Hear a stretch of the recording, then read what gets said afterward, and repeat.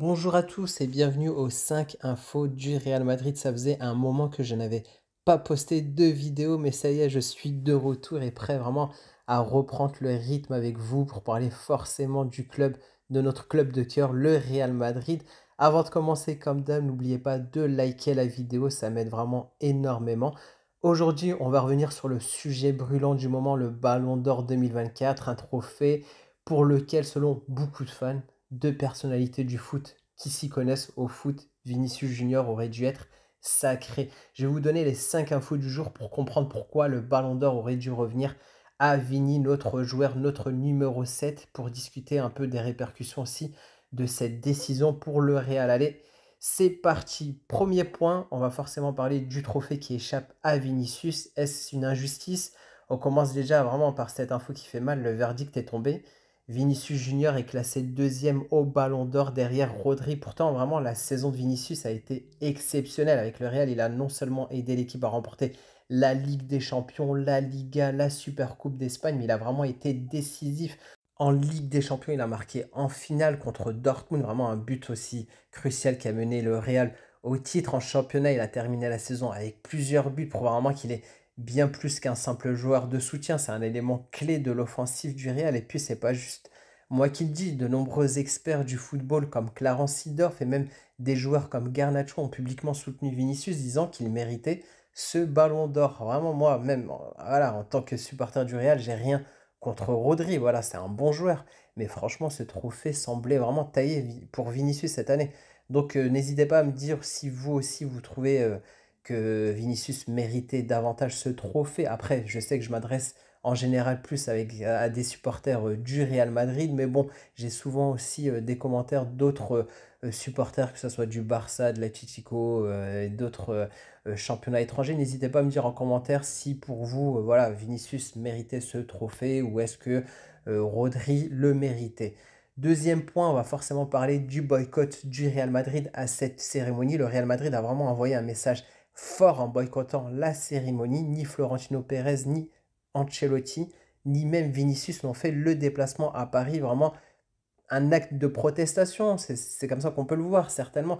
Le Real a voulu vraiment marquer son désaccord avec cette décision de France Football qui, c'était la première année qui faisait un lien France Football avec l'UEFA. On a même appris aussi que Ronaldo R9, il était en désaccord avec le choix final, forcément, entre Brésiliens. Il devait aussi remettre le trophée à Vinicius, mais il a suivi aussi le club dans cette absence. Donc ça aurait été une belle cérémonie de voir R9 remettre le trophée à Vinicius. Bon, on n'a pas eu cette chose-là, parce que c'est Rodri qui l'a eu. C'est une réaction vraiment symbolique de la part du Real qui montre vraiment bien qu'il y a de l'amertume après cette décision. Selon Marca, le club considère même que le Ballon d'Or a perdu en crédibilité en choisissant Rodri. Franchement, même personnellement, ça fait un petit moment qu'on remet un peu en doute ce Ballon d'Or avec des votes qui sont un peu des fois louches, où on va dire celui qui mérite le Ballon d'Or ne l'a pas forcément cette année. Donc moi, voilà, je trouve quand même que le Real Madrid fait un geste courageux, même si c'est un peu dommage, parce qu'il y a quand même aussi l'image du club, le statut. N'hésitez pas à me dire ce que vous en pensez aussi. Est-ce que le Real a bien fait de boycotter l'événement? Moi, je pense que oui. Et je pense qu'il fallait vraiment marquer le coup et montrer aussi la solidarité envers Vinicius. Troisième point, on va parler aussi des classements un peu étranges des journalistes et de remettre un peu ce système de vote en question. On entre vraiment dans un sujet très polémique, là, le système de vote. Ce système est devenu vraiment très critiqué cette année parce on se retrouve avec des classements totalement incohérents de la part de certains journalistes issus de pays qui ne suivent pas régulièrement les championnats européens majeurs. Après, voilà, je ne vais pas dire que ces journalistes sont pas, on va dire, professionnels, mais voilà, par exemple, le journaliste du Salvador a placé Vinicius hors du top 10, préférant mettre des joueurs comme Lautaro Martinez et Dani Olmo avant lui. La Chine et l'Ukraine ont classé Rodrigo premier, sans même mentionner Vinicius dans leur top. Donc voilà, ce genre de choix défie vraiment la logique et ça montre vraiment que le système de vote actuel, elle est plus basée sur la popularité ou des préférences personnelles qui pourraient au final faire plus de mal que de bien.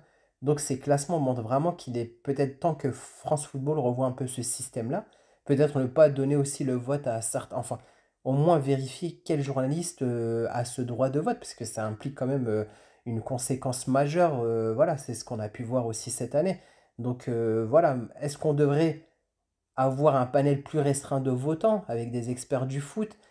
Je sais pas, voilà, franchement, je suis ouvert à tout, mais voilà, ça montre au moins que cette année, voilà, ça a été, assez problématique avec, ces votes de journalistes assez, étranges. Du coup, quatrième point, on va forcément parler des soutiens qu'a reçu Vinicius de plusieurs de ses coéquipiers et j'irais même du monde du football. Voilà, même sans le ballon d'or, voilà, Vinicius, il a reçu un soutien incroyable. Tony Kroos, son coéquipier, voilà, qui est maintenant à la retraite, a publié sur Instagram un simple message assez percutant: «Vinicius, le meilleur».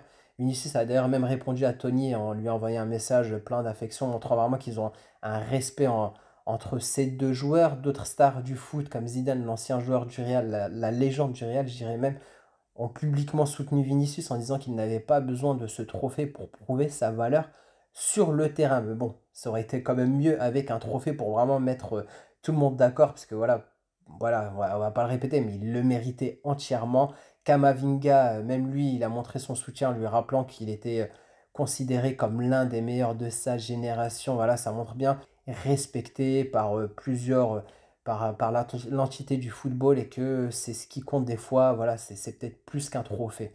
Mais bon, le trophée, ça aurait quand même été, mieux, qu'il l'ait et qu'il y ait pas toute cette polémique, autour de cela.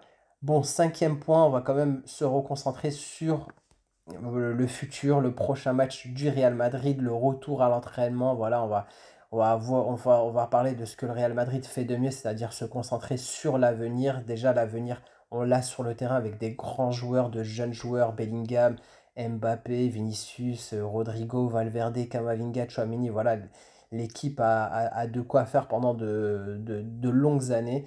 Et voilà, je voulais vous dire que bah, l'équipe est déjà de retour à l'entraînement pour préparer le prochain match contre Valence. On sent que l'équipe va vraiment tourner la page et prouver un peu la valeur sur le terrain, surtout après la défaite subie à Bernabeu, le 4-0 face bah, à l'ennemi juré, le Barça. Et voilà, Vinicius, malgré la déception, a quand même montré un esprit assez combatif lors des séances, comme on peut le voir sur ces images. Il est prêt à en découdre. En plus, l'ambiance est assez positive, même si je vous en avais parlé lors de ma dernière vidéo, que l'absence de Rudiger qui s'est blessé pourrait aussi poser problème. Et autre bonne nouvelle, on peut dire, Rodrigo est de retour. Ça, c'est quand même une excellente nouvelle. Et voilà, le prochain match contre Valence qui sera vraiment crucial pour un peu tourner cette page de cette polémique, de aussi la défaite contre le Classico. Et on sait vraiment que Vinicius, après cette déception, voudra aussi montrer de quoi il est capable. En plus, dans ce terrain à Mestalla contre Valence, on sait ce qui s'est passé avec la polémique sur le racisme. Donc voilà, j'espère que ce match, j'espère que ça va apporter au moins un renouveau, une victoire du Real. Voilà, il n'y a pas de débat, il faut vraiment voilà, passer à autre chose. Et voilà, je l'espère en tout cas. En tout cas, voilà, c'est tout pour aujourd'hui. Si tu as regardé jusqu'au bout, bah, merci d'avoir regardé les vidéos. N'oubliez pas de laisser un petit like si vous avez regardé jusqu'au bout, c'est que vous avez aimé. Et voilà, n'hésitez pas aussi à donner, à partager en commentaire. Et voilà, je me ferai un plaisir de vous répondre. Et voilà, tout ce qui porte autour du Real Madrid, du Ballon d'Or. Et voilà, en tout cas, je vous répondrai. Et voilà. Sur ce, je vous dis à bientôt. Ciao.